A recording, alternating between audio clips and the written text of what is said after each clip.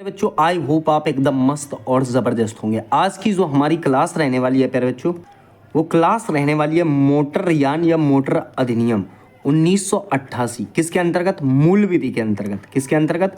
मूल विधि के अंतर्गत, जो आपके यूपीएसआई या अन्य एग्जामों में भारी मात्रा में पूछी जाती है। आप जानते हैं 1 से 2 क्वेश्चन तो आपको यहाँ मोटर वाहन अधिनियम से मिलेंगे। रीजन क्या है? क्योंकि हमने यहाँ पर ना और भी चीज़ें ऐसी ली हैं, जैसे कि मतलब इंजन है, इंजन का आविष्कार है, या कौन सा अधिनियम कब लागू हुआ है, ऐसी चीज़ें यहाँ पर हमने आपको ली हैं। ठीक है, तो सबसे पहले अगर हम इसकी पृष्ठभूमि समझें तो देखिए, मोटरयान या वाहन अधिनियम 1988 में शुरू वाला लागू हुआ, अर्थात मोटर व्हीकल एक्ट 1988। डेट्स की बात करें तो 2 डेट्स आपको यहाँ पर याद रखनी है। एक कौन सा? पारित वाली। तो पारित कब हुआ था?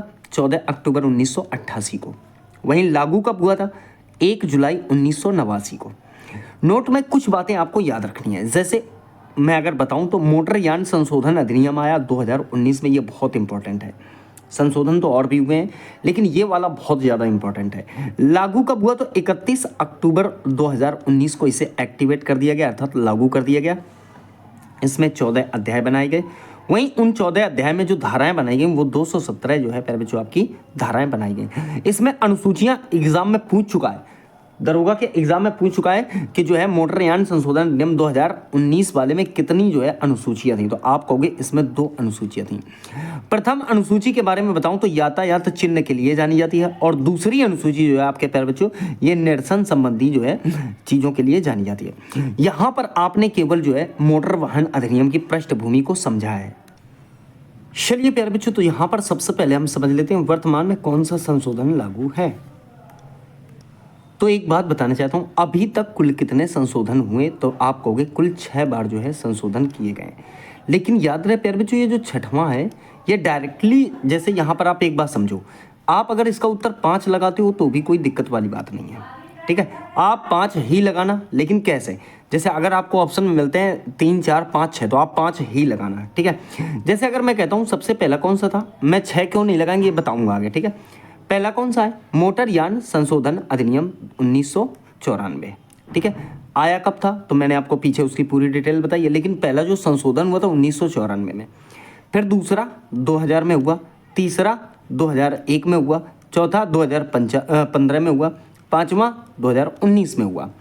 ऐसे करके यहाँ पर आप देख पा रहे हो कि ये जो 5 के पांचों संशोधन है ये एक्चुअल में वास्तविक में मोटरयान के लिए हुए थे। किसके लिए हुए? मोटरयान के लिए। अब देखिए 1 सितंबर 2019 से ये जो है लागू है और वर्तमान में चल रहा है। 6वां जो संशोधन है ये जन विश्वास अधिनियम आया था, ना कि संशोधन है। तो संशोधन तो 5 बार ही हुए हैं, लेकिन अधिनियम की अगर मैं बात करूं तो अधिनियम ये कौन सा है? तो 6वां है। ठीक है, ये ध्यान रखना है आपको, जन विश्वास अधिनियम। इस जन विश्वास अधिनियम में हुआ क्या था?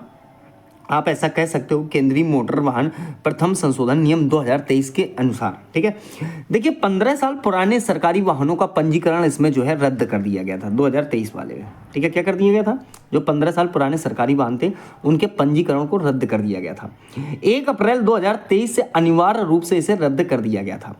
इसका उद्देश्य पुराने वाहनों को सड़क से हटाकर पुराने वाहनों के बाजार के विनियमन को मजबूत करना और पर्यावरण की जो है पर्यावरण को प्रोटेक्ट करना था। इसमें केंद्र और राज्य सरकारों, नगर निगमों और सार्वजनिक क्षेत्र के उपक्रमों के स्वामित्व वाले वाहन शामिल हैं, लेकिन सेना के विशेष वाहनों को इसमें जो है छूट दी गई है।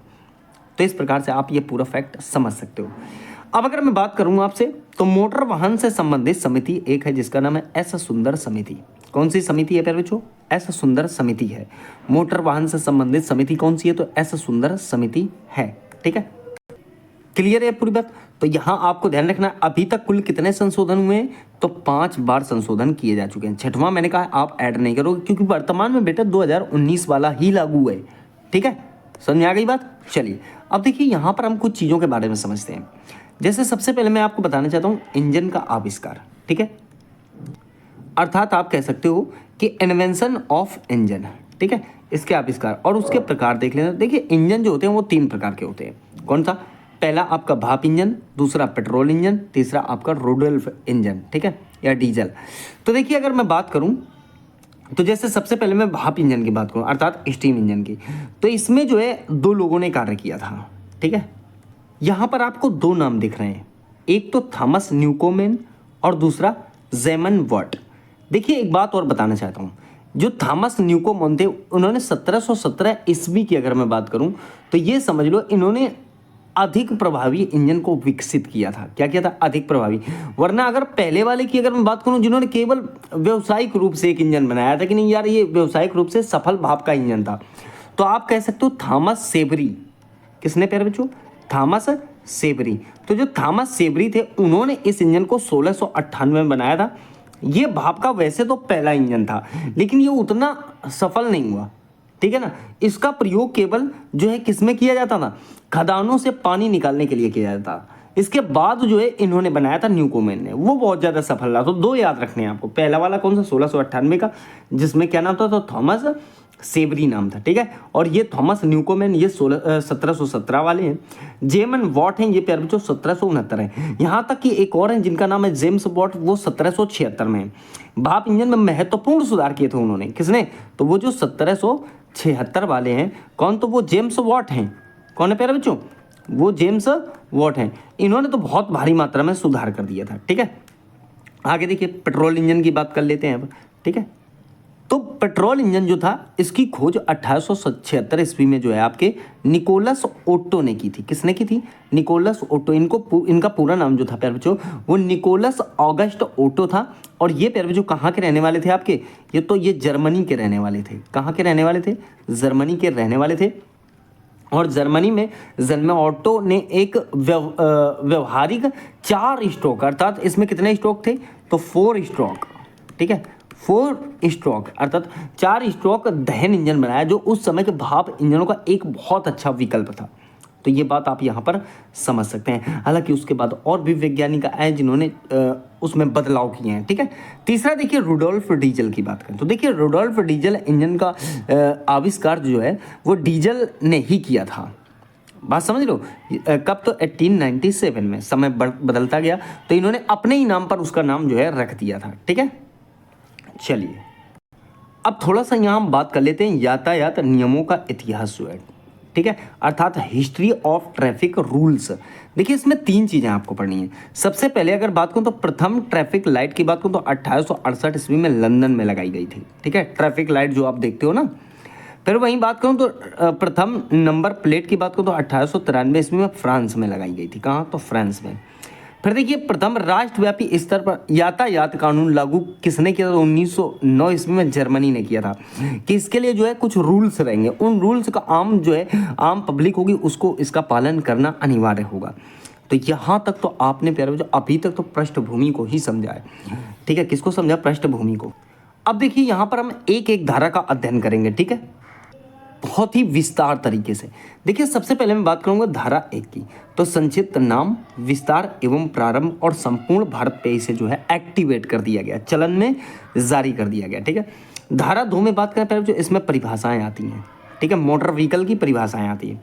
धारा 2 का 1 की बात करें तो इसमें अनुकूलित वाहन आते हैं। अर्थात अनुकूलित वाहन का मतलब क्या होगा? शारीरिक रोग से मुक्त व्यक्ति के लिए विशेष रूप से डिजाइन किया हुआ एक वाहन जो है क्या कहलाएगा? अनुकूलित वाहन कहलाएगा, जो धारा 2 के 1 में आएगा। अब देखिए धारा 2 का 1 का ए क्या कहता है, ठीक है। इसमें है प्यारे बच्चों आपका एग्रीगेटर। क्या है? एग्रीगेटर। और इसे ही आप कह सकते हो प्यारे बच्चों समूहक। क्या कह सकते हो? इसी धारा का नाम समूहक भी है, ठीक है। समूहक का मतलब जिसमें बहुत सारे वाहनों का समूह होता है। इसमें एग्रीगेटर में क्या होता है? यात्री और ड्राइवर के बीच परिवहन के लिए संपर्क का माध्यम। आप एक बात समझ लो, जैसे आपको मान लो उत्तर प्रदेश के रहने वाले हो और आपको पंजाब जाना है, तो आप पंजाब ये चाहते हो कि मैं ट्रेन से नहीं बल्कि किसी गाड़ी से जाना चाहता हूँ, तो आप कहीं ना कहीं तो संपर्क करोगे भाई, करना ही पड़ेगा। तो आप ये कह सकते हो डिजिटल मध्यस्थ बाजार स्थान अर्थात ऑनलाइन बाजार कि माल या व्यक्ति को कहां से कहां तक ले जाना है, इसके बारे में कौन डिफाइन करता है? तो धारा 2(1) का ए डिफाइन करता है। तो ये बात समझ में आ गई। इसमें वाहन कोई भी हो सकता है। वहीं बात करें धारा 2 का 2, देखिए धारा 2 का 2 में आर्टिकुलेटेड वाहन होते हैं, ठीक है, अर्थात ऐसा मोटर वाहन जिसके पीछे सेमी ट्रेलर जुड़ा हुआ। प्यारे बच्चों देखिए मैं आपको एक बात बताना चाहता हूँ, मैं ज़्यादा बात तो करता नहीं हूँ फालतू की इधर उधर ना, तो मैं बात करूंगा कि ये कोर्स ले लूँ, वो कोर्स है, ये किताब अच्छी है, वो किताब, मेरा केवल मतलब पढ़ाने से का होता है। उसके बाद मैं डिफाइन भी इंपॉर्टेंट चीज़ करता हूँ, ये नहीं है कि कुछ भी बता दूँ। जो चीज काम की होगी या एग्जाम की दृष्टि से इंपॉर्टेंट होगी, मैं केवल उसी में चर्चा करता हूं। लॉन्ग लपेट कर मैं क्लास नहीं लिया करता, ठीक है। तो आपको कम समय में बहुत सारी क्लास करा देता हूं मैं, ये बात आप ध्यान रखेंगे। इसीलिए आप हर बात को बड़ी गहनता से समझा करो। हो सके अगर कोई बात समझ में नहीं आई एक बार में तो उसे दोबारा रिव्यू कर लो, रिवाइज कर लो दोबारा बैक करके वीडियो, ठीक है। मैंने क्या बताया, धारा 2 के 2 में आर्टिकुलेटेड वाहन अर्थात एक ऐसा मोटर वाहन जिसके पीछे सेमी ट्रेलर जुड़ा हो। यहाँ आप इमेज में देख पा रहे हो, जैसे मान लो ये एक वाहन टाइप का दिख रहा है और इसमें इस इमेज में देखो ये गोला लगा हुआ है और इसमें क्या जुड़ा हुआ है, ये पीछे का हिस्सा, ये क्या कहलाता है, सेमी ट्रेलर कहलाता है। तो उसके बारे में ये धारा 2 का 2 जो है परिभाषित करती है आपको, ठीक है। फिर देखिए धारा 2(4) का ए, ठीक है, सामुदायिक सेवा, कम्युनिटी सर्विस, एक अवैतनिक सेवा, ठीक है। अब देखिए यदि कोई व्यक्ति इस एक्ट का उल्लंघन करता है तो उसे सजा के तौर पर यह सेवा दी जाती है कि अगर मान लो कोई अच्छा खासा ड्राइवर है, उससे कोई अपराध हो गया तो उसे लगा दिया जाए चल भाई अब तो एम्बुलेंस चला। एम्बुलेंस में कोई वेतन तो होता नहीं है, ठीक है, कोई वेतन नहीं होता है, तो ये समझ लो कि आप उसको एक अवैतनिक सेवा दी जाएगी और एम्बुलेंस में लगा दिया जाएगा, ये दंड दिया जाता है। ये कब ऐड किया गया है, 2019 में, ये पहले नहीं था, तो 2019 में इसे जो है ऐड किया गया है। तो यहाँ पर ये वाली बात आपको समझ में आ गई होगी कि एक अवैतनिक सेवा के लिए किस धारा में जो है दंड दिया गया है। तो यहाँ पर ये नहीं है कि कोई अपराध हो गया, और अपराध छोटा होना चाहिए, नहीं कि एक्सीडेंट कर दिया उस आदमी ने, शराब पी के एक्सीडेंट, उसे भी एम्बुलेंस दी गई, नहीं, छोटी मोटी गलतियों के लिए जो है सामुदायिक सेवा पर लगाया जाता है अर्थात कम्युनिटी सर्विस पर लगाया जाता है। किसी बड़े अपराधी को ऐसी जगह नहीं लगाया जाता। बात समझ में आ गई। अब देखिए बात करेंगे धारा 2 का 5। धारा 2 का 5 प्यारे बच्चों ये मोस्ट इंपॉर्टेंट है, ठीक है, मोस्ट इंपॉर्टेंट है आज के समय में, आज के एग्जामों के लिए, क्योंकि इसमें कंडक्टर की परिभाषा दी गई है। कंडक्टर के कार्य क्या क्या होते हैं, देखिए पहले नंबर पर किराया लेता है, दूसरा यात्री के प्रवेश व निकास को वो कंट्रोल करने का कार्य करता है। अब ऐसा तो है नहीं कि ड्राइवर यूं उठ के आएगा कि चलो भाई बैठ जाओ, ड्राइवर ही उठ के आएगा उससे पेमेंट लेगा, ऐसा कुछ नहीं है, उसके लिए एक अलग होता है। धारा 2 के 5 में इसका वर्णन किया गया, जिसको बोलते हो आप कंडक्टर, ठीक है। और भी जितने छोटे छोटे कार्य होते हैं वो सब कंडक्टर करता है, ठीक है, ये बात आपको ध्यान रखनी। फिर देखिए धारा 2 का 7 ठेका गाड़ी, इसमें ठेका गाड़ी का वर्णन आता है, और ठेका गाड़ी का मतलब किराए का परिवहन। किराए का परिवहन है, उसकी सारी गाइडलाइंस आपको धारा 2 के 7 में देखने को मिलेंगी, जिसे आप ठेका गाड़ी बोलते हो, ठीक है। फिर धारा 2 के 8 में व्यवसायी आता है प्यारे बच्चों, जिसे आप डीलर करते हो, ठीक है। आप डायरेक्टली इसी से संपर्क कर सकते हो कि भाई हमें ये वाली गाड़ी चाहिए और ये इस प्रकार के उसमें फीचर होने चाहिए, तो वो आपको सारी चीज़ें बताएगा। तो व्यवसायी डीलर को आप कह सकते हो बॉडी मेकर, ठीक है। जैसे वो चेचिस नंबर देता है, वाहनों की मरम्मत कराता है, क्रय विक्रय करने की जिम्मेदारी किसके पास होता है, तो वो आपके धारा 2 के 8 में, जिसे आप व्यवसायी बोलते हो, ठीक है। याद रहे फिर जो इसमें बहुत बड़ा लफड़ा ये भी होता है कि जैसे चेचिस नंबर जो है उसे आप बदल नहीं सकते। वाहनों में किसी भी प्रकार का करेक्शन विदाउट गवर्नमेंट के परमिशन के आप नहीं कर सकते। आपकी गाड़ी में कितनी सीटें हैं तो उतनी ही सीटें फिक्स रहेंगी, बढ़ा नहीं सकते। अगर वो 8 सीटर है तो 8 ही सीटर है, उसे 12 सीटर उसमें स्टूल धर के बनाने की जरूरत नहीं है आपको, वरना आप पे केस हो जाएगा, ठीक है। कहाँ कौन सी लाइट लगी हुई है आपको बताना पड़ेगा, ठीक है। कितने इसमें गियर वाली है, क्या चेचिस नंबर है, ये सारी चीज़ें आपको परमिशन के अनुसार ही उसमें ऐड करनी होती हैं, ठीक है। फिर देखिए धारा, एक बात और ध्यान रखना, एक है धारा 2 का 12, ये नहीं मैंने यहाँ पे जोड़ी, लेकिन मैं आपको बताना चाह रहा हूँ कौन सी धारा, 2 का 12। देखिए धारा 2 का 12 का ए भी लगा देना इसके नीचे, ठीक है। इस धारा 2 के 12 ए में क्या वर्णन है, इसमें वर्णन किया गया है स्वर्णिम घंटे के नाम से। कौन सा वर्णन है प्यारे बच्चों, स्वर्णिम घंटा। आप ये समझिए कि एक्चुअल में ये स्वर्णिम घंटा है क्या, स्वर्णिम घंटा है क्या, तो याद रखना क्षति के 1 घंटे बाद का समय, ठीक है ना। कौन सा समय, क्षति के 1 घंटे बाद का समय, अर्थात मान लो कोई एक्सीडेंट हो गया और एक्सीडेंट, जैसे एक्सीडेंट के 1 घंटे बाद का समय जो होगा वो स्वर्णिम आवर कहलाता है। कहने का मतलब यहाँ कहीं कोई एक्सीडेंट हो गया, वहाँ पर 1 घंटे के अंदर आपको तगड़ी कार्रवाई करनी है। आपको मान लो उसमें बहुत सारे लोग फंसे हुए हैं, जो उनको हॉस्पिटल ले जाना है, एम्बुलेंस बुलाना है, हॉस्पिटल ले जाना है, कानूनी कार्रवाई पूरी करनी है, वो सारा जो टाइम कहलाता है स्वर्णिम आवर कहलाता है। वो धारा 2 का 12 के ए में है, ठीक है। चलिए देखिए धारा 2 का 16, देखिए जो आपका धारा 2 का 16 है, ये प्यारे जो भारी माल वाहन के लिए है, ठीक है, हैवी गुड्स व्हीकल, अर्थात भारी माल वाहन के लिए है। इसमें जो है कोई भी पूरा वाहन हो सकता है, जिसे आप क्या कह सकते हो, सकल वाहन, ठीक है। तो कोई भी पूरा वाहन हो सकता है जो जिसमें मतलब आगे तो इंजन वाला है, जैसे ट्रैक्टर है तो ट्रैक्टर के पीछे टाली है, ठीक है, ट्रक है तो उसके पीछे जो है सेमी ट्रेलर लगा हुआ है, तो वो सारी चीज़ें हो सकती हैं। ध्यान रहे शर्त क्या है इसमें, जब बिना लदे वाहन का भार 12,000 केजी से ज़्यादा हो, वही जो है धारा 2 के 16 के अंतर्गत आएगा, भारी माल वाहन के अंतर्गत कार्य करेगा। दूसरा धारा 2 का 17 भारी यात्री मोटर वाहन। अब यहाँ पर देखो वो माल वाहन था 2 के 16 में, यहाँ पर यात्री मोटर वाहन है, अर्थात हैवी पैसेंजर मोटर व्हीकल। ठीक है, ये सार्वजनिक सेवा वाहन के लिए होते हैं, पब्लिक ट्रांसपोर्ट के लिए होते हैं। कि मान लो कोई आदमी कहता है कि भाई मुझे यहाँ से मान लो उत्तराखंड जाना है, उत्तर प्रदेश से उत्तराखंड, या कहता है हरियाणा जाना है, तो उसके लिए हम इसका प्रयोग करेंगे। ठीक है, निजी सेवा वाहन भी इसमें हो सकते हैं, या शैक्षणिक संस्थान बस, जैसे आप देखते हो स्कूल कॉलेज आदि के लिए होती है ना, तो ये बहुत इंपॉर्टेंट है। ठीक है, दोनों धाराएं प्यारे बच्चों 2 का 16 2 का 17 ये इंपॉर्टेंट नहीं बल्कि मोस्ट इंपॉर्टेंट है। ठीक है, शर्त जब बिना लदे वाहन का भार 12,000 पर केजी से ज़्यादा हो। ठीक है, ये भी आपको ध्यान रखना है, तो वो 2 के 17 में आएगा, क्योंकि दोनों में 2 के 16 में भारी लगा हुआ है, यहाँ भी भारी लगा हुआ है, एक माल के लिए और एक किसके लिए, तो एक मोटर यात्री के लिए। ठीक है, तो ये दोनों चीज़ें आपको समझ में आ गई होंगी। चलिए आगे बात करते हैं धारा 2 का 19। धारा 2 का 19 जो है इसमें लर्निंग लाइसेंस का वर्णन किया गया है। कहने का मतलब है एक लर्निंग लाइसेंस होता है प्यारे बच्चों। कौन सा लाइसेंस होता है, जिसे आप कहते हो लर्निंग लाइसेंस, कि अब ये बच्चा जो है गाड़ी चलाना सीख रहा है, या ये व्यक्ति जो है गाड़ी चलाना सीख रहा है, तो ये धारा 2 का 19 में वर्णन किया गया है। वहीं धारा 2 का 21 हल्का मोटर वाहन, अर्थात आप कहते हो LMV होना कितना चाहिए, तो ये 7500 से आपका 12,000 केजी का होना चाहिए। कितना, 12,000 केजी का होना चाहिए। सही है। फिर देखिए धारा 2 का 22 मैक्सी कैब, अर्थात बड़ी टैक्सी। मैक्सी कैब अर्थात बड़ी टैक्सी, जिसके अंतर्गत चालक को छोड़कर 6 से अधिक और 12 से कम यात्री होने चाहिए, अन्यथा क्या कट जाएगा, चालान। क्या कट जाएगा, चालान कट जाएगा। अगर इस रूल का उल्लंघन, मतलब 6 से कम तो हो सकते हो, ठीक है, लेकिन 6 से ज़्यादा हो जाए या 12 से कम हो, तो 6 से 12 के बीच में आदमी उसमें बैठ सकते हैं। ठीक है, हाँ। अब देखिए बात करें, ऐसा नहीं है कि मतलब उसमें 2 लोग बैठे हुए हैं और है मैक्सी कैब, तो ज़बरदस्ती चालान काट दिया कि भाई 2 ही क्यों बैठे हो, 2 ही क्यों बैठे हो, ऐसा नहीं। कम में कोई प्रॉब्लम नहीं, पर 12 से ज़्यादा नहीं होने चाहिए। ठीक है। धारा 2 का 25 मोटर कैब, मोटर टैक्सी का वर्णन किया गया है। इसमें आप कह सकते हो चालक के अलावा अधिकतम 6 लोग हो सकते हैं।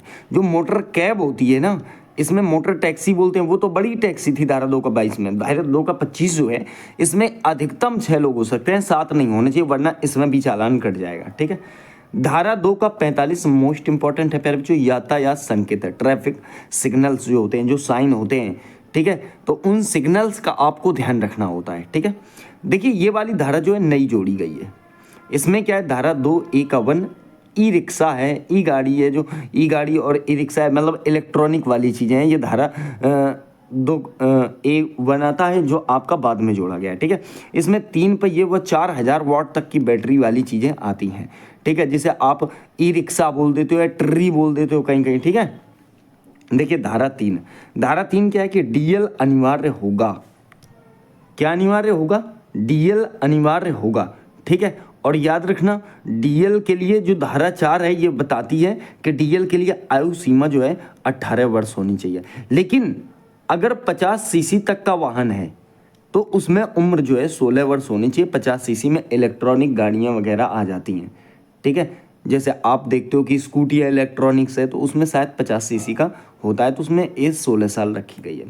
अब देखिए अगर इसका उल्लंघन करते हो तो दंड है, जेल 3 माह की है या जुर्माना 50,000 रुपये, या दोनों हो सकते हैं, जैसा अपराध होता है। मान लो अब कोई चेकिंग करने वाला आदमी आपके सामने खड़ा हुआ है, ठीक है, आप उससे ऊंची आवाज़ में बात कर जाते हो, वो कहता है कि भाई ऐसा है, आपने हेलमेट क्यों नहीं लगाया, ठीक है, आपने डीएल क्यों नहीं बनवा रखा, अब आप उससे कहते हो कि मेरी मर्जी ये है वो है, और मान लो आप उससे ये कह देते हो कि सर गलती हो गई, next time I will be take care, मतलब अगली बार मैं कोशिश करूंगा कि मुझसे ये अपराध ना हो। तो वो जो चेक करने वाले होते हैं उनके अंदर थोड़ा सा ये होता है, चलो ठीक है यार बच्चा गलती मान रहा है, अगली बार शायद ऐसा नहीं करेगा। ठीक है, तो ये बात आपको ध्यान रखनी है। तो प्यार से बात करनी होती है बेटा, जिससे अगर आप किसी भी रूल का उल्लंघन कर रहे हो तो जो जांच रहे हैं बेचारे वो आपको जो है थोड़ा सा रिलैक्स देंगे। ठीक है, फिर देखिए धारा 7, कौन डीएल के योग्य होगा, मतलब डीएल मिलेगा किसे, ये समझ लो, इसका वर्णन कौन करती है, तो धारा 7 करती है। आ जाओ धारा 8 देखो, धारा 8 डीएल शिक्षार्थी अनुज्ञप्ति, क्या क्या चाहिए, निवास होना चाहिए, व्यवसाय होना चाहिए और शिक्षक संस्थान होना चाहिए। तीनों चीज़ें आपके पास अवेलेबिलिटी होनी है। अर्थात जो लर्नर होता है ना, लर्नर नहीं होता, लर्नर डीएल। ठीक है, मतलब जो आप कहते हो कि अभी तो हम सीख रहे हैं, ठीक है, उसके लिए भी तो एक डीएल बनता है जिसे लर्निंग बोलते हैं, लर्निंग लाइसेंस, वही तो होता है लर्नर वाला। ठीक है, तो ये बात याद रखना।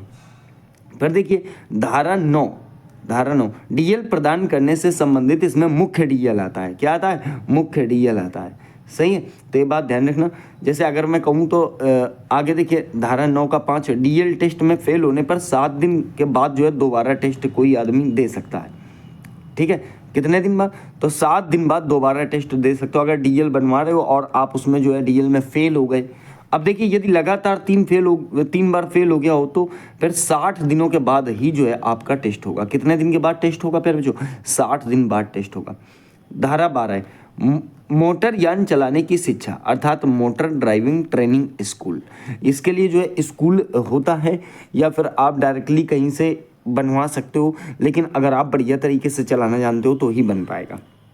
देखिए धारा 14, धारा 14 डीएल के लिए समय सीमा। देखिए लर्निंग लाइसेंस जो होता है ये प्यारे बच्चों 6 माह का होता है। ठीक है, परिवहन वाहन जो होता है ये इसका 6 साल का होता है। ठीक है, फिर देखिए खतरनाक कार्यों में लगे जैसे जिसमें एलपीजी है, पेट्रोल है, ईटीसी है, इसकी जो टाइमिंग है प्यारे बच्चों वो 3 साल के लिए वैलिड है।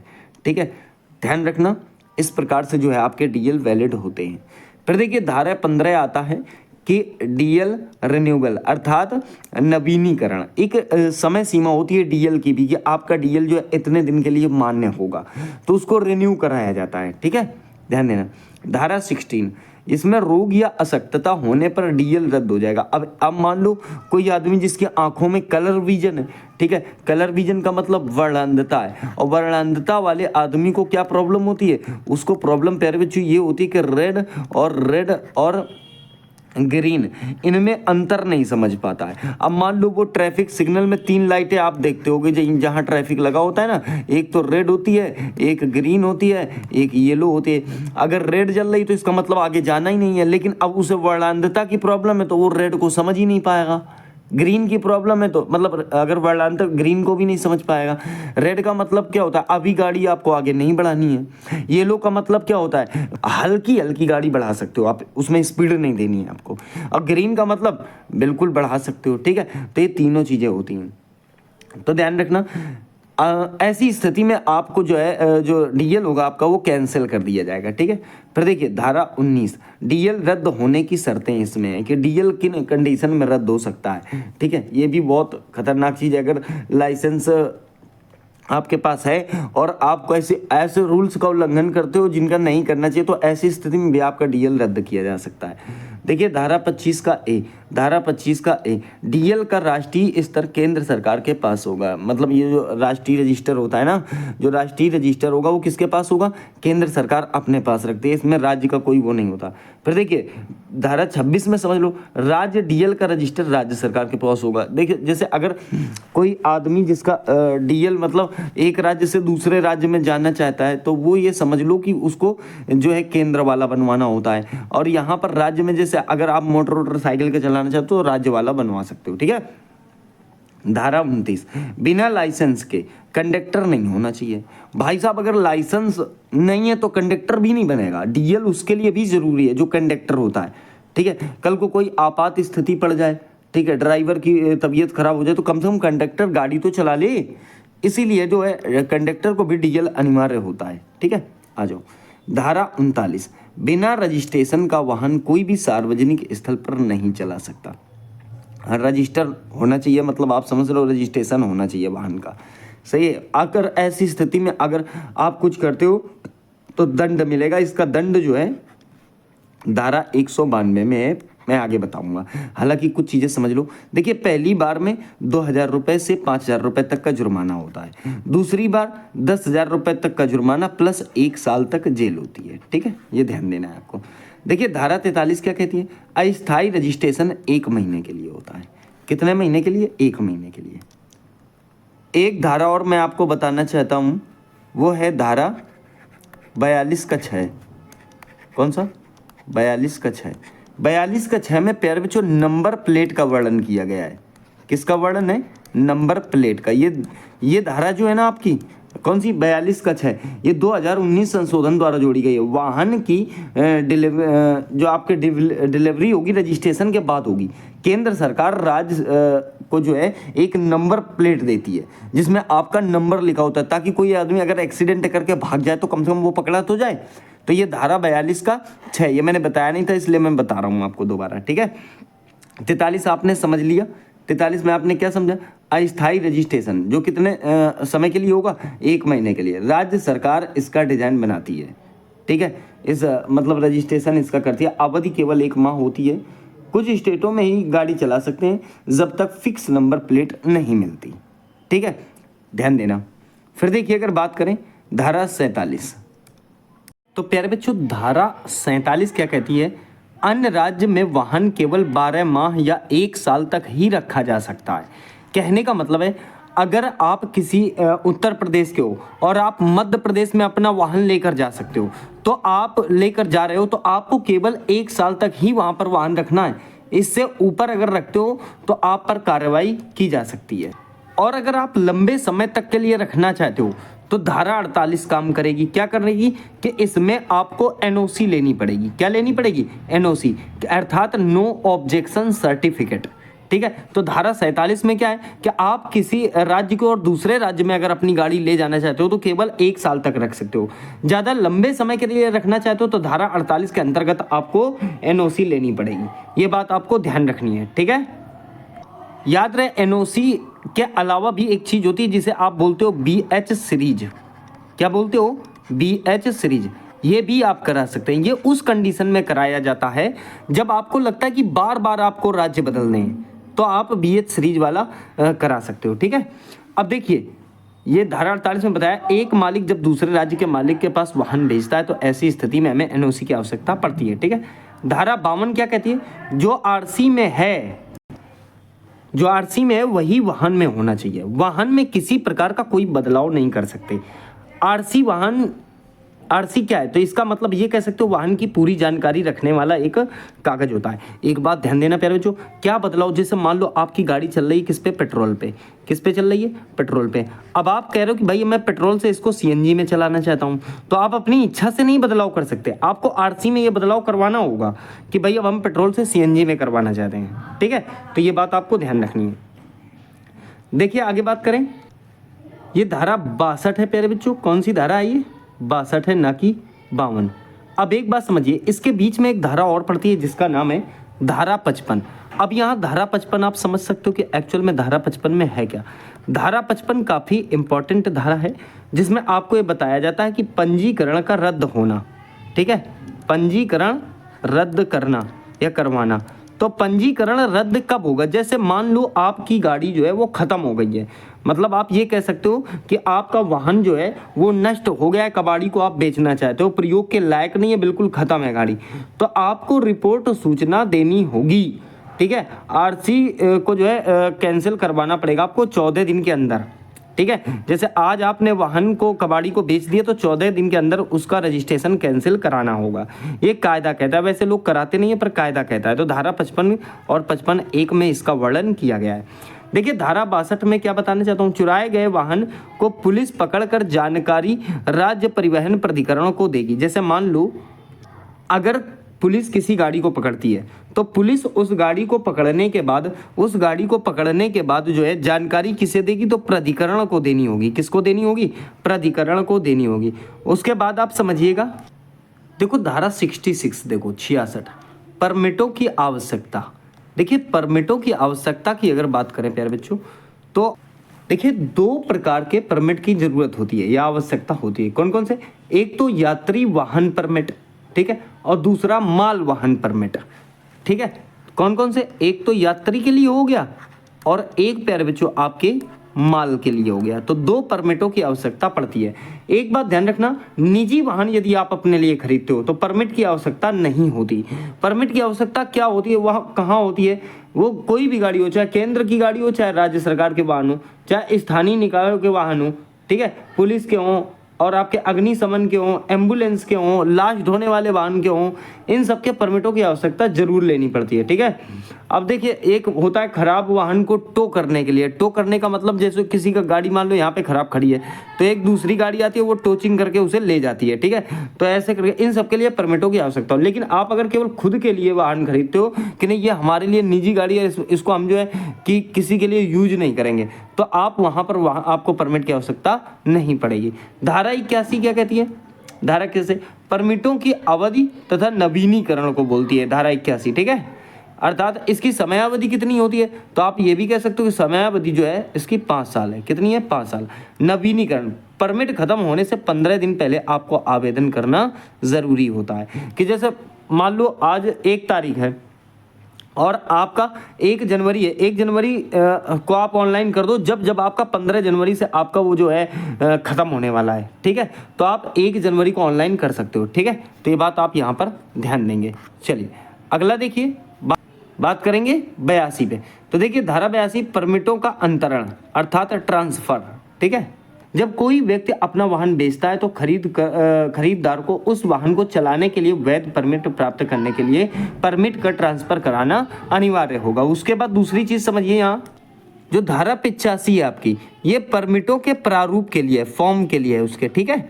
फिर देखिए धारा 86 परमिटों का निलंबन व रद्दीकरण अर्थात सस्पेंशन की निलंबन कब किया जा सकता है? कि जैसे मान लो कोई आदमी कहता है कि मैं यहाँ से यहाँ तक सफ़र करना चाहता हूँ, तो हो सकता है किसी कारणवश उसे सरकार द्वारा निलंबित कर दिया जाए कि अभी नहीं जा सकते, ठीक है।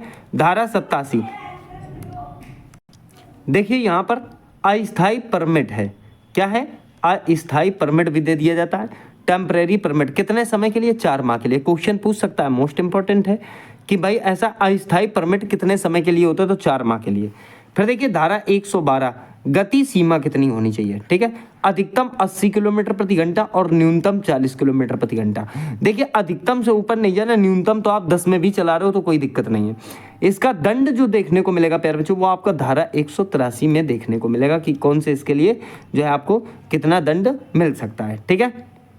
फिर देखिए अब ये LMV के लिए जो है लर्निंग वाले के लिए 1000 से 2000 रुपए तक जुर्माना मिल सकता है अगर आप इसका उल्लंघन करते हो स्पीड का, ठीक है। और अन्य वाहनों के लिए 2000 से 4000 रुपए, ठीक है, जिसमें लर्निंग ना हो, ठीक है। धारा 113 क्या कहती है? भार की सीमाएं हैं। क्या है प्यारे बच्चों? भार की सीमाएं। ओवरलोडिंग को लेकर भी जो है आपका चालान काटा जा सकता है। जितनी परमिशन है उससे लोड ज़्यादा ना हो, ठीक है। इसका दंड जो है धारा 194 में है। माल के लिए 20,000 से 2,000 रुपये टन तक का जुर्माना लग सकता है, चीज़ों के ऊपर डिपेंड करता है, ठीक है। फिर देखिए धारा 194 का ए, ये यात्री के लिए 200 रुपये प्रति अधिक यात्री। मान लो कि आपके उसमें 6 यात्री बैठने हैं और बैठा लिया आपने 8, तो 2 यात्री ज़्यादा हो गए ना, तो 100 दूनी 200 दूनी कितना हो गया? 400 रुपये आपका जो है ज़्यादा वो देना पड़ेगा इसका, ठीक है, जुर्माना देना पड़ जाएगा, ठीक है। तो क्लियर हुई ये बात? आगे आ जाओ। देखिए धारा 116 यातायात चिन्ह लगवाने की राज्य सरकार को शक्ति, ठीक है। यातायात चिन्ह के लिए राज्य सरकार लगवा सकती, ये उसके पास पावर है, ठीक है। धारा 119 यातायात चिन्हों का पालन चालक को करना होगा, ये उसका जो है अहम कर्तव्य है और जोर जबरदस्ती अगर नहीं करते तो इसमें भी आपका चालान काटा जा सकता है। धारा 128 सुरक्षा के लिए सीट बेल्ट का प्रयोग करना है। आपको सीट बेल्ट जरूर लगानी, अगर गाड़ी आप 4 पहिए की गाड़ी में हो तो सीट बेल्ट लगानी, अगर 2 पहिए की गाड़ी पे हो तो हेलमेट लगाना होता है, ठीक है। अगर आप सीट बेल्ट नहीं लगाते तो ऐसी स्थिति में आपको 1000 रुपये का जुर्माना देना होगा। धारा 129 सुरक्षा के लिए हेलमेट का प्रयोग वरना जुर्माना 1000 रुपये या 3 माह की सजा। या फिर निरस्त किया जा सकता है, आपको 3 माह के लिए निरस्त, ठीक है। 4 साल से ऊपर के व्यक्ति के लिए हेलमेट जरूरी होता है। जैसे अगर एक गाड़ी में 2 लोग बैठे हैं तो कायदा ये कहता है कि आगे वाला भी हेलमेट लगाए और पीछे वाला भी हेलमेट लगाए, लेकिन 4 साल का अगर बच्चा है तो हेलमेट लगाने की उसे आवश्यकता नहीं है, ठीक है। धारा 173 के अनुसार दावा न्यायाधिकरण के निर्णय से व्यथित व्यक्ति निर्णय की तिथि से 90 दिनों के भीतर उच्च न्यायालय में अपील कर सकता है, जब जब उसको लगता है कि यार मेरे साथ कुछ गड़बड़ हुई है, ठीक है। फिर देखिए धारा 184, खतरनाक तरीके से वाहन चलाना भी एक अपराध है। आप खतरनाक तरीके से वाहन नहीं चला सकते, ठीक है। इसमें दंड है, अगर पहली बार पकड़े गए तो समझ लो जेल 6 माह से 1 साल तक हो सकती है। जुर्माना 1000 से 5000 रुपए तक का लगाया जा सकता है, ठीक है, फर्स्ट टाइम में।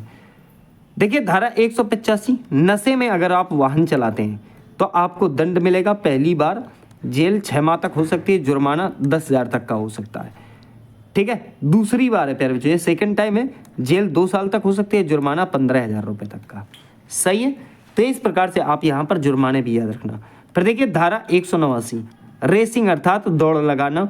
अब इसमें दौड़ लगाने की लगाते तो हैं, ठीक है, लेकिन तरीका अगर गलत हुआ तो जो करेगा दौड़ लगाएगा, जो लगवाएगा या जो लगने देगा, ठीक है, दौड़ अर्थात करेगा, करवाएगा या करने देगा, अगर वो किसी भी रूल्स का उल्लंघन करता है तो इसमें दंड जो है पहली बार में जेल 3 माह तक हो सकती है, जुर्माना 10,000 रुपए तक, और ये सेकेंड टाइम है, दूसरी बार जेल 1 साल तक हो सकती है, जुर्माना 10,000 रुपए तक का।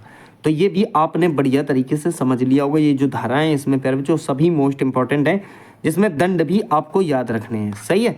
चलिए देखिए धारा 196, बिना बीमा के वाहन चलाना भी एक प्रकार का अपराध है।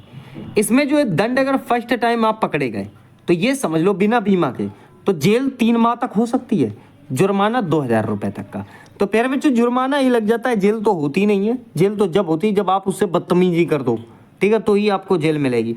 वो चेक कर रहे हैं, चेक जो अधिकारी हैं वो आपकी गाड़ी को पकड़ लेते हैं बिना बीमा के, वो आप एक तो बीमा वाला वो कागज भी नहीं दिखा रहे, उनसे ऊपर से बदतमीजी करो, तो ऐसे में जेल होती है, ठीक है। देखिए धारा 197, मालिक की सहमति के बिना आप वाहन नहीं ले जा सकते अगर आप किसी और की गाड़ी चलाते हो तो।